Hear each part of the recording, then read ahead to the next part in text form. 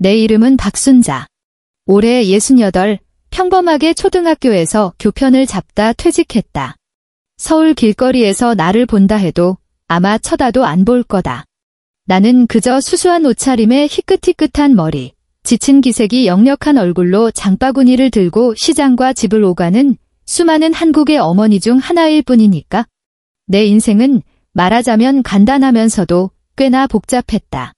남편은 내 나이 40에 공사장 사고로 세상을 떠났고 당시 중학생이던 아들 김민준과 나 둘만 남았다. 여자 혼자 사내아이 하나 키워내는 게 얼마나 고된 일인지는 겪어본 사람만 알 거다. 낮에는 학교에서 아이들을 가르치고 밤에는 집에 돌아와 아들 숙제를 봐주고 주말에는 남의 집 가사 도우미로 일했다.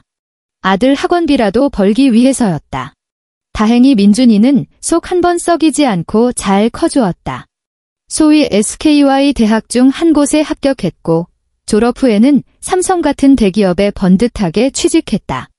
그 순간 나는 내 인생의 모든 고생이 끝났고 이제 남은 것은 달콤한 날들뿐이라고 생각했다. 아들이 서울에서 어깨 펴고 살게 해주고 싶어 나는 평생 모은 돈의 시골의 선상까지 팔아 마포에 널찍하고 훤한 아파트 한 채를 사주었다. 집문서는 당연히 내 이름으로 되어 있었다. 민준이가 결혼할 때 나는 이 집을 우리 모자가 새 식구에게 주는 가장 큰 선물이라고 생각했다. 며느리 최유진은 서울 토박이 아가씨였다. 얼굴도 예쁘고 입에 꿀이라도 바른 듯 떠머니 어머니 하는데 그 살가운 목소리에 마음이 사르르 녹는 것 같았다. 나는 정말 내 좋은 날이 왔구나 하고 믿었다. 젊은 부부가 출근하면 나는 그 집에 살며 그들의 무급 가정부가 되었다. 매일 해가 뜨기도 전에 일어나 영양 가득한 아침을 차렸다. 한식이든 양식이든 매일같이 메뉴를 바꿔가며 그들이 출근하고 나면 청소를 시작했다. 집안 구석구석 먼지 한 톨 없이 반짝거리게 닦았다. 점심은 남은 밥으로 대충 때우고 오후부터는 저녁 메뉴를 고민했다. 마트에 가서 가장 신선한 재료를 사와 뜨끈한 김치찌개나 구수한 된장찌개를 끓여놓고 그들이 퇴근하기를 기다렸다. 처음에는 온 가족이 식탁에 둘러앉아 밥을 먹었다. 민준이는 내게 반찬을 집어주며 말했다. 엄마, 진짜 맛있다. 어릴 때 먹던 그 맛이야. 유진이도 웃으며 거들었다. 네, 어머니. 어머니 손맛은 웬만한 식당보다 훨씬 나아요. 그때는 내 모든 수고가 보상받는 기분이었다. 나는 이 집에 사람 사는 온기가 가득한 게 좋았다. 아들과 며느리가 맛있게 먹는 모습을 보는 게 좋았다. 그것이 내 노년의 가장 큰 행복이라고 생각했다. 하지만 언제부턴가 모든 것이 조금씩 삐걱거리기 시작했다. 아마 유진이가 임신하면서부터였을 거다. 며느리는 회사를 그만두고 하루 종일 집에만 있었다. 나는 그녀의 24시간 대기조가 되었다. 그녀는 점점 더 노골적으로 나를 귀찮아했다. 어머니, 거실에서 왔다 갔다 좀 안 하시면 안 돼요? 집에서 자꾸 그 외 노인 냄새 같은 게 나서 좀 불쾌해요. 코를 쥐고 얼굴을 찡그리며 내 면전에서 그렇게 말했다. 나는 그 자리에 얼어붙었고 나도 모르게 소매를 들어 내 몸의 냄새를 맡아보았다. 매일 씻고 깨끗한 옷으로 갈아입는데 무슨 냄새가 난다는 거지? 무언가 변명하려 입을 열었지만 아들의 피곤한 얼굴을 보고는 다시 입을 다물었다.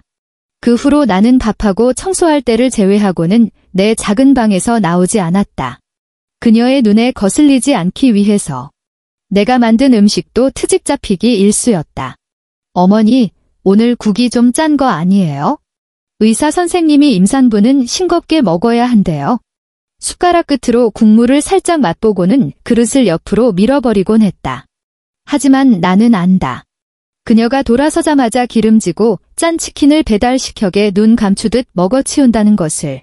내가 만든 갈비찜은 느끼하다 했고 내가 무친 나물은 너무 차갑다고 했다. 점점 식탁에는 나와 민준이 둘만 남아 침묵 속에서 밥을 먹었다.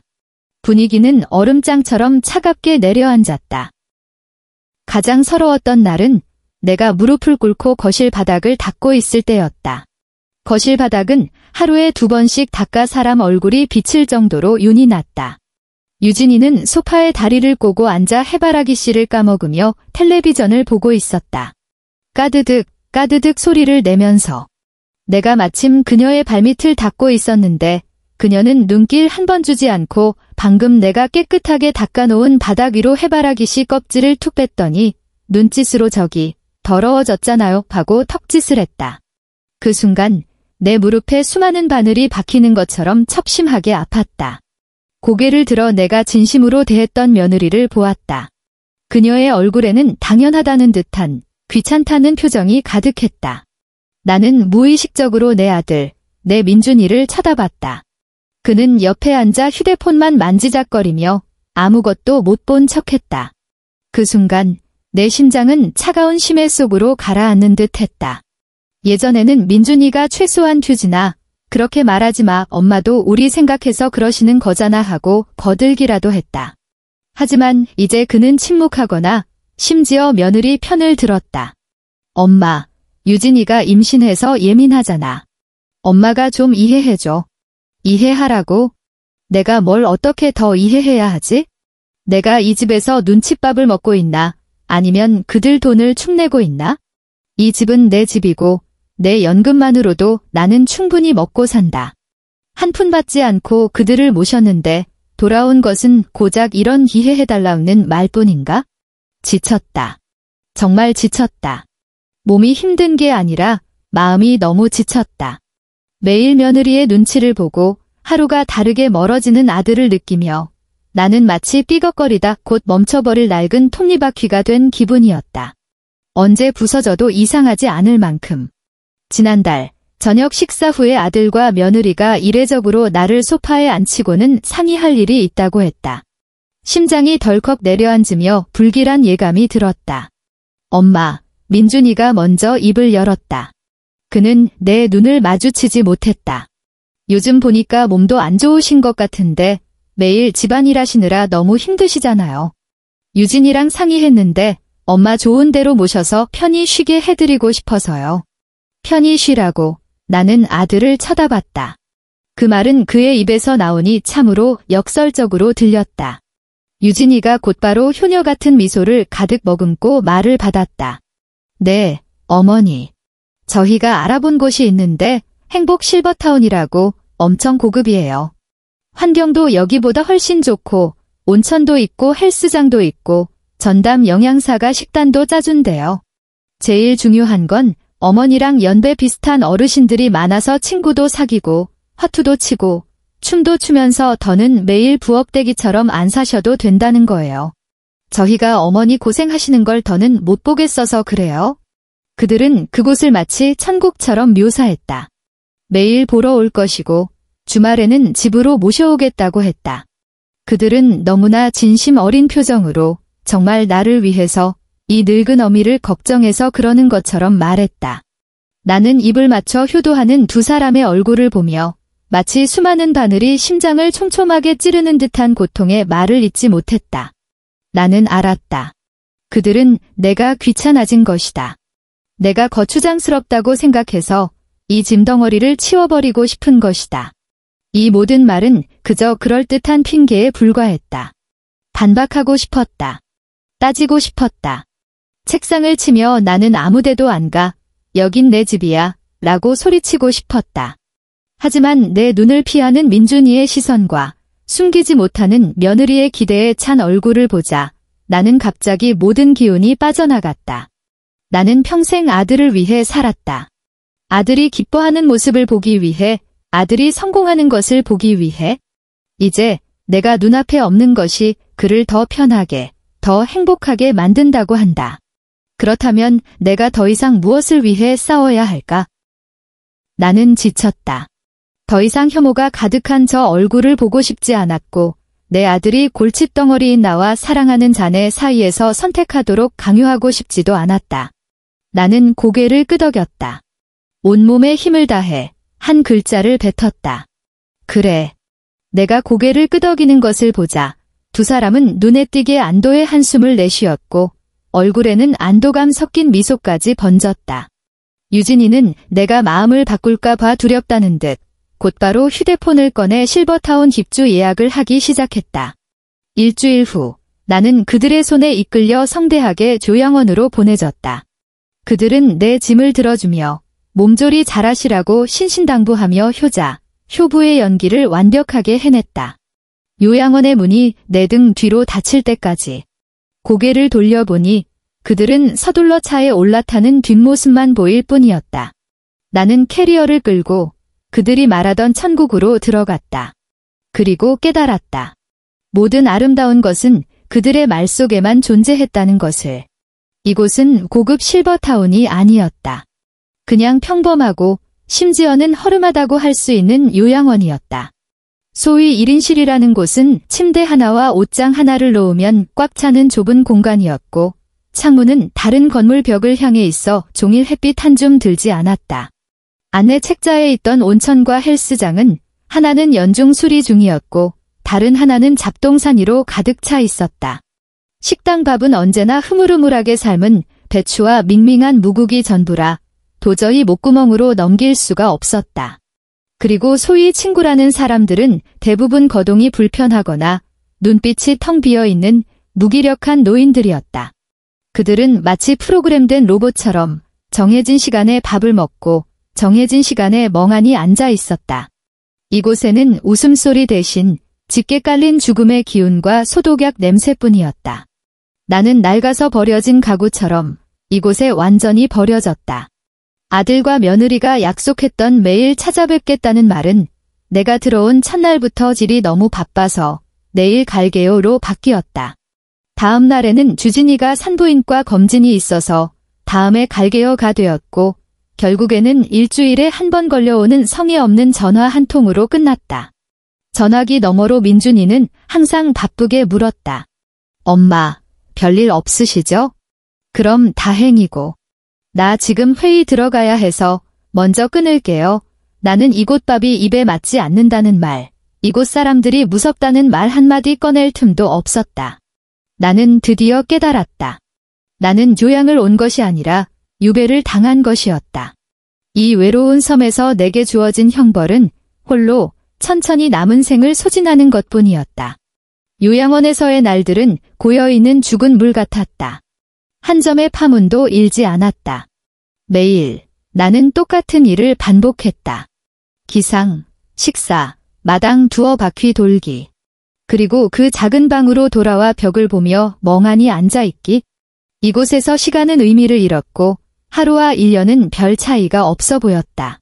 내 노년이 이렇게 침묵과 절망 속에서 끝나겠구나 체념할 무렵 이은비라는 젊은 요양보호사가 한 줄기 햇살처럼 내 잿빛 세상으로 들어왔다. 은비는 20살 남짓한 아가씨였다. 피부는 조금 까무잡잡했지만 웃을 때마다 옅은 보조개가 패었고 눈은 산속의 어린 사슴처럼 맑았다. 집이 강원도 시골이라 가난해서 고등학교를 졸업하자마자 일을 시작했다고 했다. 어쩌면 나 또한 힘든 시절을 겪어봐서인지 그 아이는 내게 유난히 살갑게 굴었다. 항상 순자 할머니라고 부르는 목소리가 꿀처럼 달았다. 다른 요양보호사들은 정해진 시간에 정해진 일만 했다. 밥을 가져다주고 약을 나눠주고 그뿐이었다. 하지만 은비는 달랐다. 점심시간을 틈타 내게 와서 수다를 떨었다. 고향의 재미있는 이야기, 장난꾸러기 남동생 이야기를 들려주었다. 내가 밥을 거의 먹지 않는 것을 보고는 몰래 자기 점심에서 달걀 하나를 덜어주거나 집에서 엄마가 만들어주셨다는 김치와 간식을 가져와 내 손에 쥐어주며 속삭였다. 할머니, 이거 맛있어요. 드셔보세요. 원장님한테 들키면 안 돼요. 가끔 밤에 다리에 쥐가 나 잠을 못 이루면 야간 근무를 하던 은비는 그 소리를 듣고 조용히 내 방으로 들어왔다. 작은 의자를 가져와 내 침대 옆에 앉아 그 따뜻한 작은 손으로 내 다리를 정성껏 주물러 주었다. 힘이 세지는 않았지만 아주 편안했다. 한 번 다리의 통증을 풀어주는 손길이 마치 내 마음속까지 파고드는 것 같았다.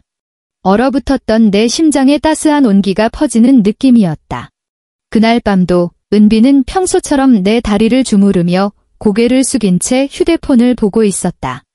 답답한 요양원에서 오직 휴대폰 속 세상만이 형형색색이었다.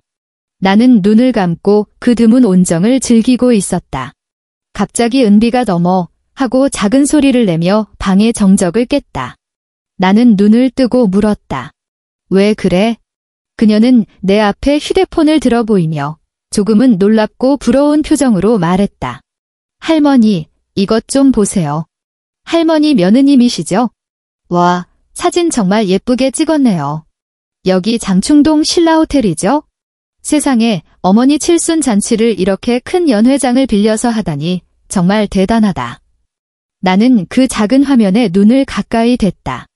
어두운 방 안에서 그 사진만은 눈부시게 빛났다. 사진의 배경은 금빛으로 화려한 연회장이었고 수정 샹들리에는 하늘의 별처럼 반짝였다. 정중앙에는 내 키보다 큰 다층 케이크가 있었고 그 위에는 크림으로 복화수라는 글자가 크게 쓰여 있었다.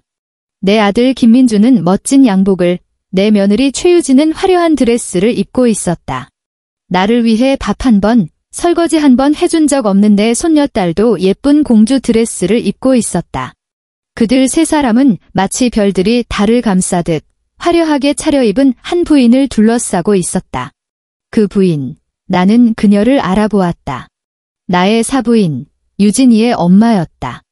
진주 목걸이를 하고 손가락에는 비둘기 알만한 반지가 번쩍였다.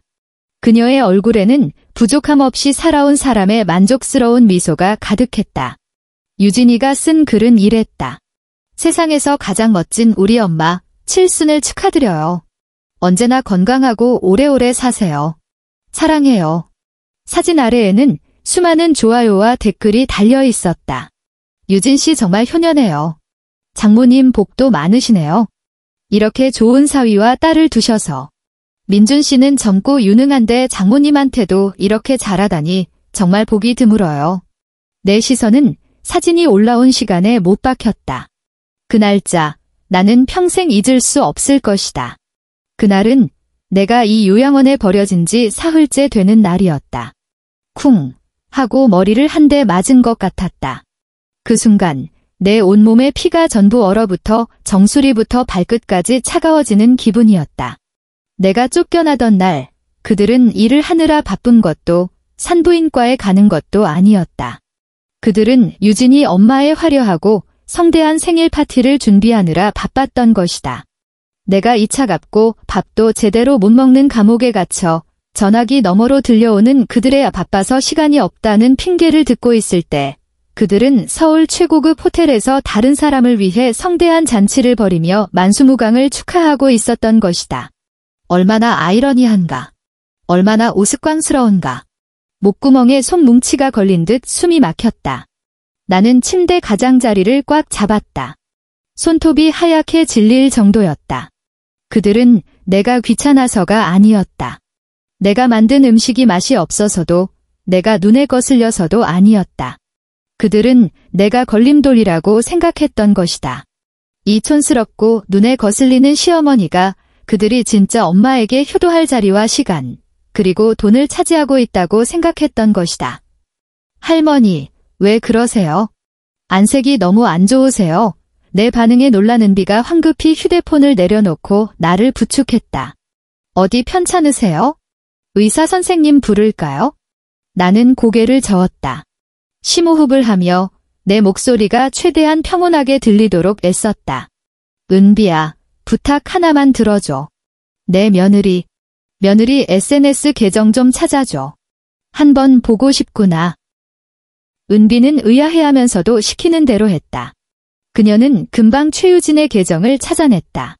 나에게는 완전히 차단되어 있지만 세상 모두에게는 열려있는 계정이었다. 사진 한 장 한 장이 날카로운 칼날처럼 내 심장을 베어 피 흘리는 상처를 냈다. 2달 전, 그들은 사부인을 모시고 제주도로 휴가를 떠났다. 최고급 오션뷰 스위트룸에서 묵었다. 사진 속 사부인은 화려한 원피스에 책 넓은 모자를 쓰고 소녀처럼 웃고 있었다. 글에는 이렇게 쓰여 있었다. 엄마와 함께 떠나는 즉흥 여행. 엄마가 즐거우니 나도 즐거워. 그때는 내가 과로로 허리 디스크가 재발해 일주일 내내 침대에 누워 끙끙 앓던 시기였다. 민준이에게 파스 좀 사다 달라고 했더니 그는 귀찮다는 듯이 말했다. 엄마, 내가 시간이 어딨어. 그냥 아래층 약국 가서 직접 사. 한 달 전, 유진이는 사부인이 새 에르메스 가방을 맨 사진을 올렸다. 글에는 내가 강조하는 목표는 엄마가 좋아하는 모든 것을 사줄 수 있기 위함이라고 적혀 있었다. 그 가방, 나도 안다. 잡지에서 본 적이 있다. 어마어마하게 비쌌다. 바로 그날 나는 전기세 좀 아끼겠다고 더운 날 에어컨을 켜지 않았다가 더위를 먹었다. 민준이에게 전화했더니 그는 물 많이 마셔 라는 말 한마디를 툭 던지고 끊어버렸다. 그리고 오늘 이 생일 파티, 그 화려한 장면, 수백만 원이 넘는 비용, 전부 내 아들 김민준의 월급에서 나왔을 것이다. 그리고 그들이 사는 집은 나 박순자가 평생 피땀 흘려번 돈으로 산 집이었다. 나는 우스꽝스러운 바보, 철저한 호구였다. 나는 아끼고 아껴 한 푼이라도 더 모으고 내게는 새 옷 한 벌 사 입지 않았다. 나는 내 헌신이 화목한 가정과 행복한 노년을 가져다 줄 것이라 믿었다. 결국 내 피땀 어린 돈과 내 집은 그들이 남의 엄마에게 효도하는 자본이 되어버렸다. 그들은 내 돈을 쓰고 내 집에 살면서 그들에게 밥 한 번, 설거지 한 번 해준 적 없는 최유진의 엄마에게 에르메스를 사주고 호화로운 칠순 잔치를 열어주며 효자, 효부라는 명성을 얻고 있었다. 그리고 나, 진짜 엄마인 나는 쓰레기처럼 이 아무도 찾지 않는 구석에 버려져 제대로 된 밥 한 끼도 먹지 못하고 있었다. 나는 밤을 꼬박 새웠다. 창밖의 하늘은 칠흑 같은 어둠에서 동이 트기 시작하더니 이내 완전히 밝아졌다. 나는 눈을 뜬 채 침대에 미동도 없이 누워 있었다. 지난 수십 년의 세월이 영화처럼 내 머릿속을 스쳐 지나갔다. 남편이 죽었을 때 붉게 충혈되었던 민준이의 눈, 내가 아들을 업고 빗속을 달리던 모습, 대학교 입학식에서 자랑스럽게 웃던 아들의 얼굴, 첫 월급을 타서 내게 사준 값싼 목도리, 나는 그것들이 우리 모자간의 깊은 정을 증명하는 것이라고 생각했다. 이제 그 눈부신 사진들 앞에서 나의 수십 년간의 헌신과 희생은 천하의 웃음거리가 되어버렸다. 마침내 눈물이 메마른 눈가에서 흘러나와 베개를 적셨다. 하지만 소리내어 울지는 않았다. 나는 그저 조용히 눈물을 흘렸다. 마치 반평생의 억울함과 원망을 모두 씻어내려는 듯이 이날이 밝았을 때 나는 몸을 일으켜 소매로 얼굴의 눈물을 거칠게 닦아냈다. 거울 속에는 머리가 희끗희끗하고 두 눈이 붉게 부어오른 초췌한 늙은 여인이 있었다. 하지만 그 눈에는 더 이상 예전의 온순함이나 순종적인 모습은 없었다. 오직 얼음처럼 차갑고 죽은 듯한 냉기만이 남아있었다. 하나의 생각이 내 마음속에서 미친 듯이 자라나 뚜렷하고 확고해졌다. 그 집은 나 박순자의 것이다. 그 연금도 나 박순자가 한 푼, 두 푼 모은 것이다. 단 한 푼도 그놈들이 다시는 손댈 수 없을 것이다. 다음 날 아침 나는 침대 머리맡에 호출벨을 눌렀다. 당직이던 요양보호사가 게으르게 들어오며 귀찮다는 듯이 물었다. 왜요? 나는 가슴을 부여잡고 고통스러운 표정을 지으며 가쁘게 숨을 몰아쉬며 말했다. 나 심장이 안 좋아. 숨을 못 쉬겠어. 병원에 가야겠어. 마포구에 내가 늘 가던 동네 병원, 장 원장님한테 가야겠어. 요양보호사는 눈을 한번 흘기며 투덜거렸다. 요양원에도 의사 있는데 뭘 그렇게 유난히해요. 나는 그녀의 말을 무시하고 계속해서 허약한 목소리로 헐떡였다. 아니, 난 장 원장님한테 가야 해. 그분이 내 상태를 제일 잘 아셔. 나 곧 죽을 것 같아. 마지막으로 그분 얼굴이라도 보고 싶어.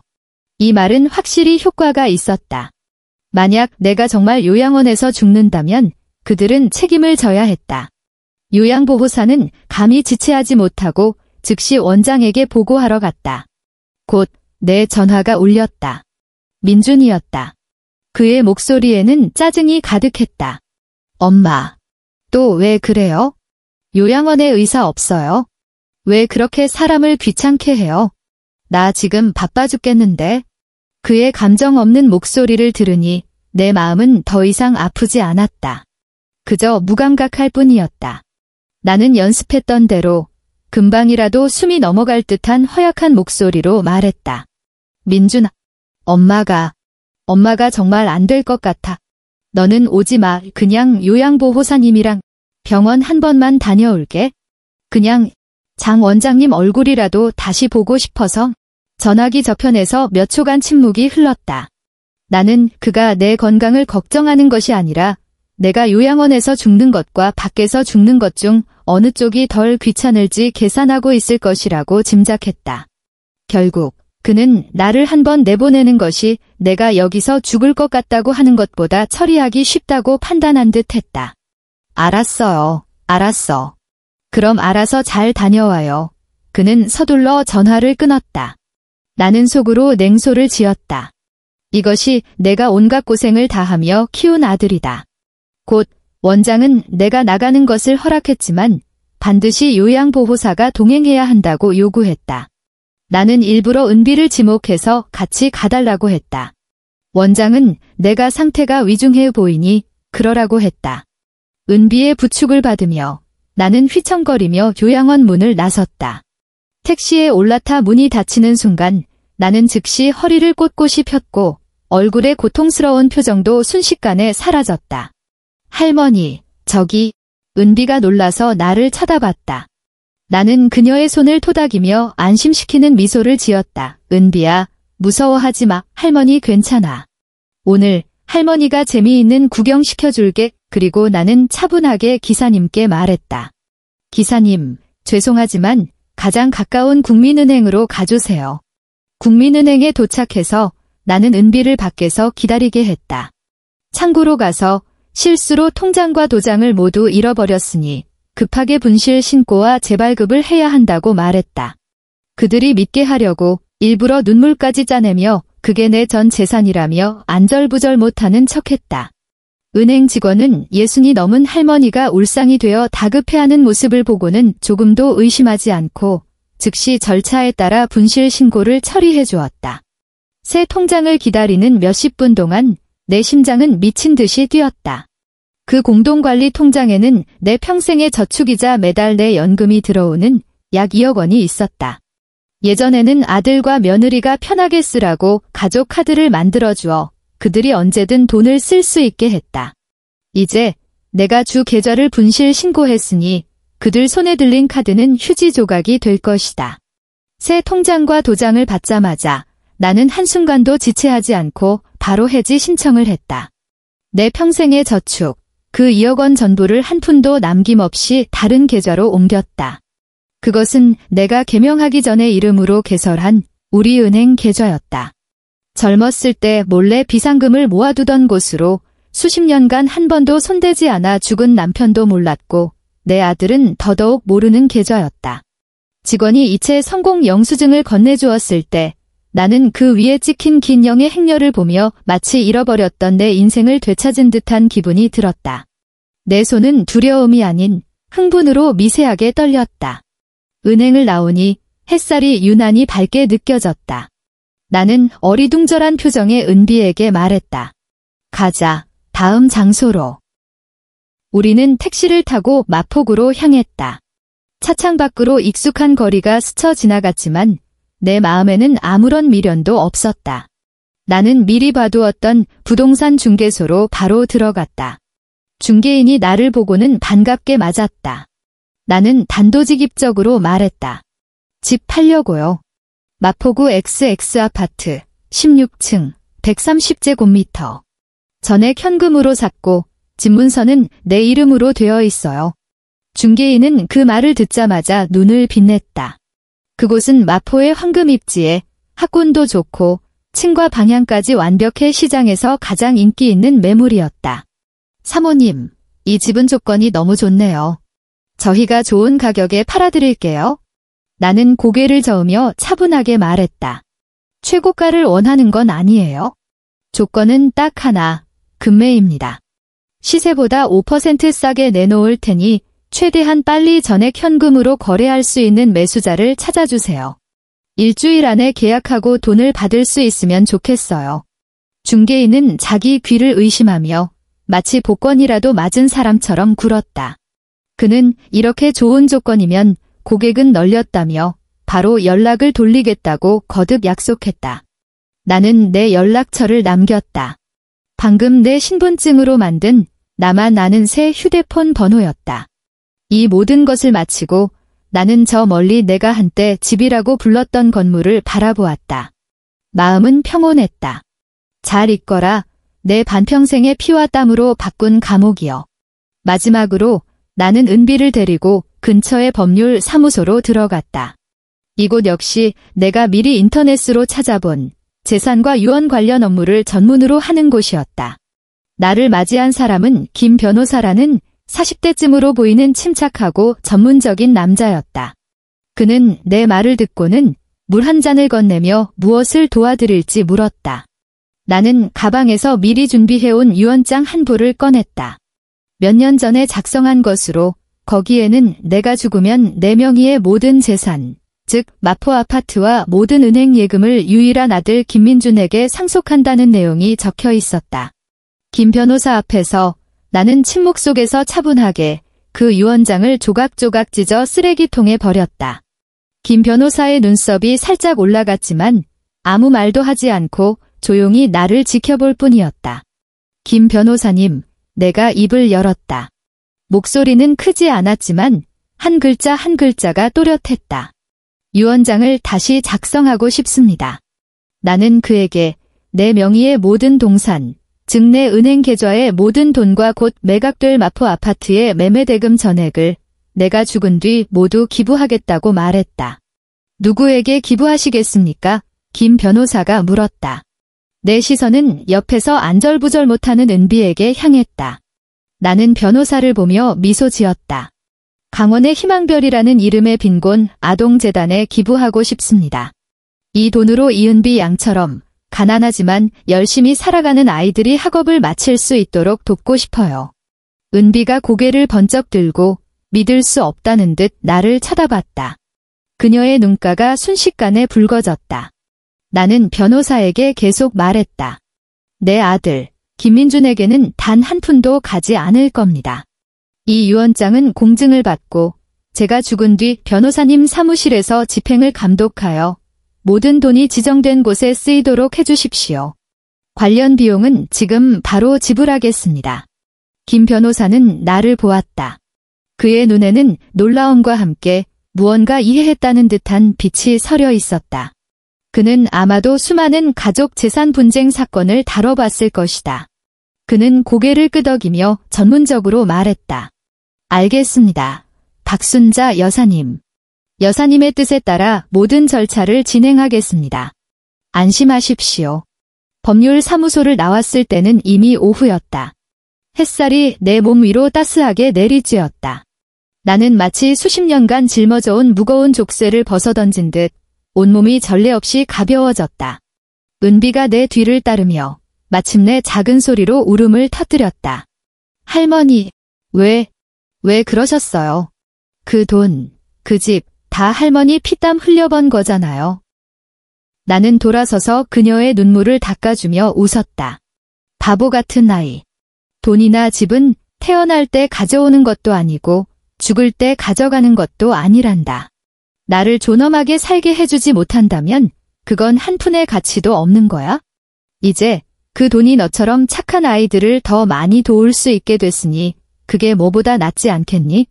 그날 나는 바로 요양원으로 돌아가지 않았다. 나는 은비를 데리고 그녀가 늘 먹고 싶어 했지만 비싸서 망설였던 소고기 구이를 사 먹었고 그녀가 오랫동안 눈여겨봤던 예쁜 원피스도 사주었다. 기뻐하는 그녀의 모습을 보니 내 아들과 며느리가 내 돈으로 사치 부리는 모습을 볼 때보다 만 배는 더 행복했다. 요양원으로 돌아올 때 나는 여전히 병든 할머니의 모습이었다. 하지만 내 마음속에는 이미 씨앗 하나가 심어졌고 그 씨앗이 싹트기만을 기다리고 있었다. 나의 행동은 생각보다 더 효율적이었다. 부동산 중개인은 과연 신통력이 있었다. 사흘도 안 되어 전액 현금으로 구매하겠다는 매수자를 찾아냈다. 가격이 시세보다 저렴했기 때문에 상대방은 매우 흔쾌히 결정했다. 나는 은비의 덤옷 아래 다시 한번 외출하여 계약서에 서명하고 소유권 이전 절차를 밟았다.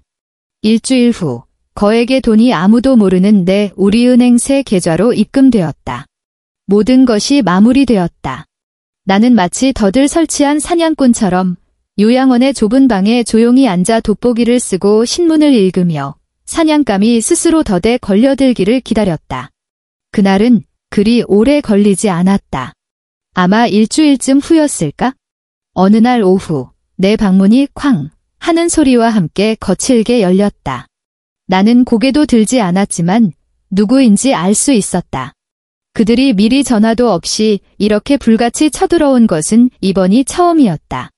김민준과 최유진이 마치 두 마리의 성난 짐승처럼 내 침대 앞으로 돌진했다. 그들의 얼굴에는 경악, 분노, 그리고 불신이 가득했다. 엄마, 우리 카드에 있던 돈은요? 김민준이 다짜고짜 물었다. 목소리는 다급함 때문에 날카로웠고 평소의 위선은 찾아볼 수 없었다.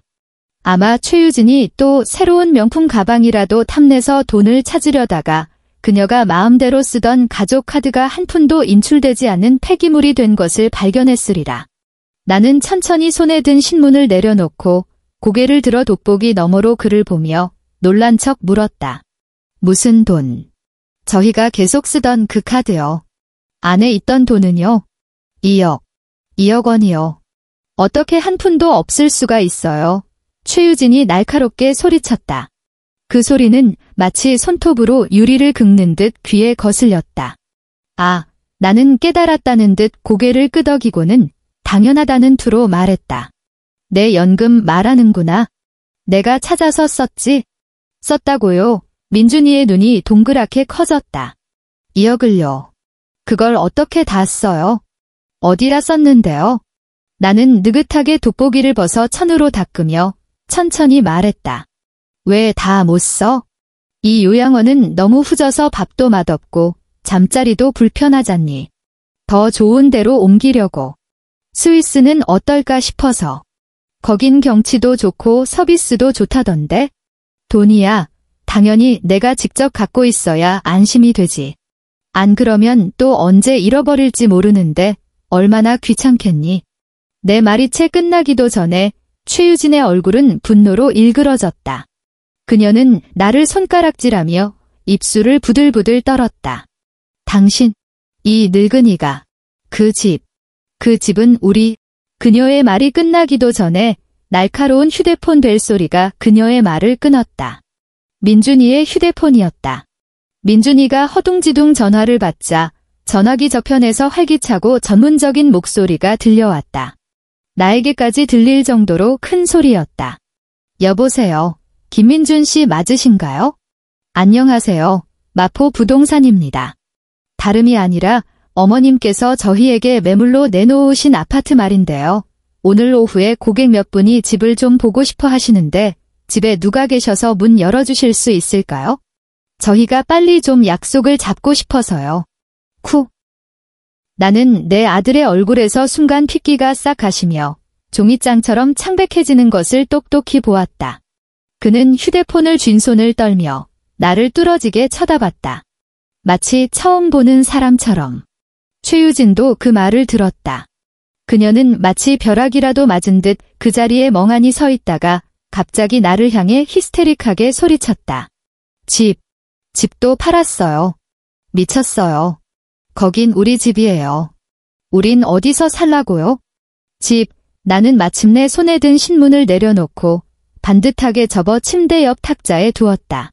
나는 일어나서 한 걸음 한 걸음 그들 앞으로 다가갔다.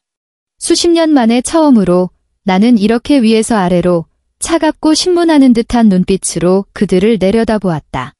내 목소리는 크지 않았지만 한 글자 한 글자가 모처럼 그들의 귀에 박혔다. 그것도 내 거야? 내 이름, 내 돈 언제부터 너희들 것이 됐지? 나는 최유진을 보며 웃었다. 그 웃음에는 한 줌의 온기도 없었다. 내 엄마한테 그렇게 효도를 잘하니 그 효녀딸과 사위에게 새 큰 집 한 채쯤은 기꺼이 사주시겠지?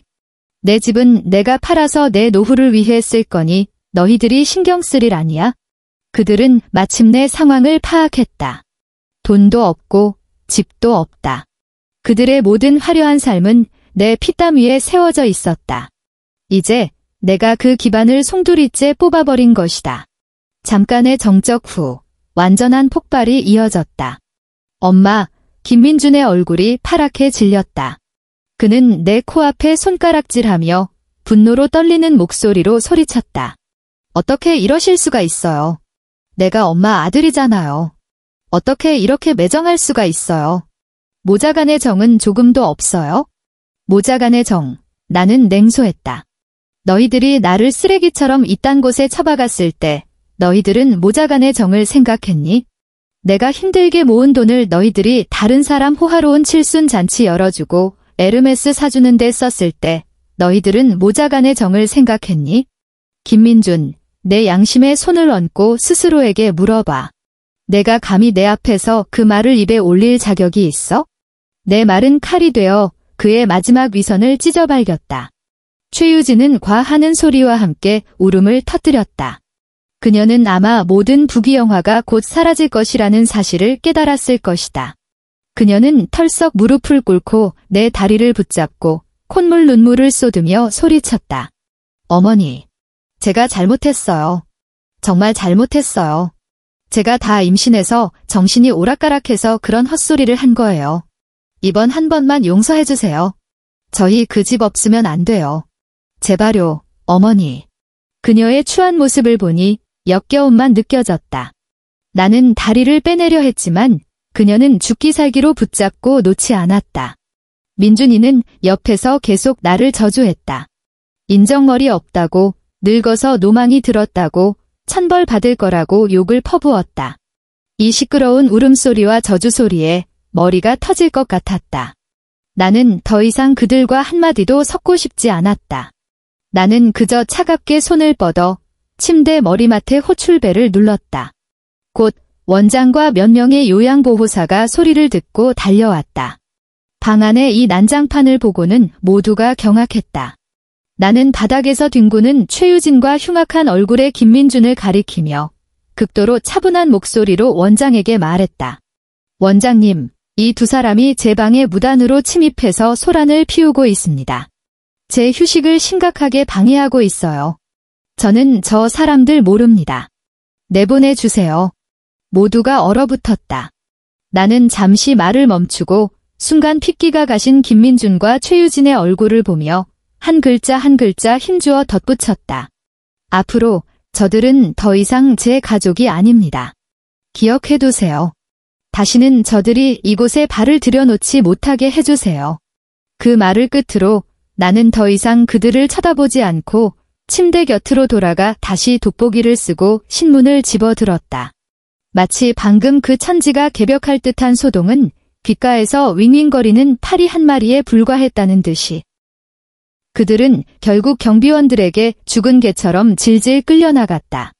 복도에서 그들이 찢어질 듯 울부짖고 저주하는 소리가 들려왔지만 그 소리는 점점 멀어져 완전히 사라졌다. 세상이 드디어 조용해졌다. 그날 이후 내 세상은 완전히 고요해졌다. 나는 다시는 김민준의 전화를 받지 않았고 그 부부를 다시 만나지도 않았다. 그들의 소식은 나중에 은비가 조금씩 전해주었다.